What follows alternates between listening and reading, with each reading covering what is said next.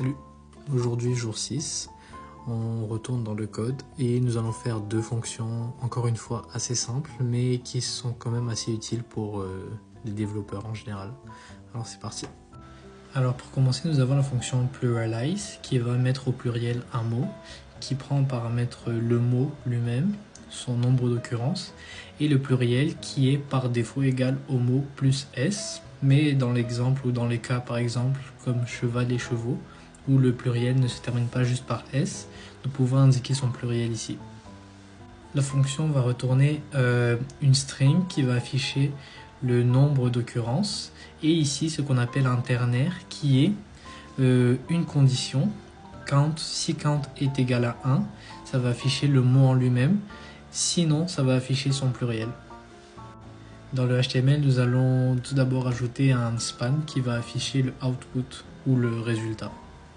Ensuite, plus bas, nous allons créer une balise script où est-ce qu'on va aller appeler la fonction pluralize avec le mot en paramètre et le nombre d'occurrences, et nous allons ensuite l'ajouter dans la span output qu'on a créé plus tôt.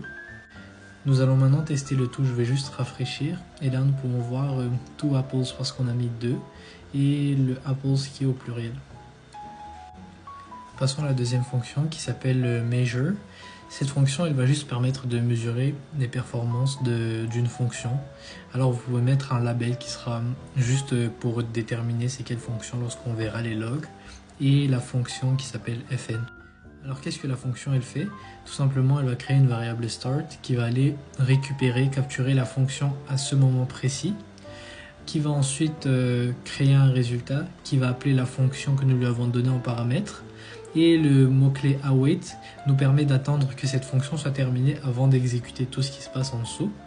Alors lorsqu'elle est terminée, nous passons à la variable end qui va de nouveau récupérer la performance exactement à ce temps précis. Alors l'objet performance, c'est un objet JavaScript qui nous donne accès à un eurodatage très précis. Et comme les deux partent exactement de la même base, ça nous permet tout simplement de faire la soustraction de end et de start. Et ça nous donnera le temps d'exécution entre les deux fonctions.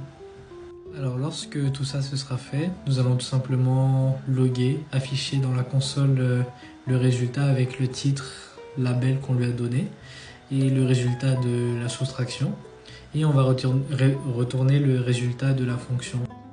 J'ai ajouté une fonction qui s'appelle pause qui va nous servir juste de test, qui va tout simplement faire une pause de, là j'ai mis 38 millisecondes, mais on peut mettre genre 40 millisecondes par exemple, et elle va nous permettre de stopper l'exécution pendant 40 millisecondes juste pour qu'on ait une idée visuelle de combien de temps est-ce que la fonction va prendre.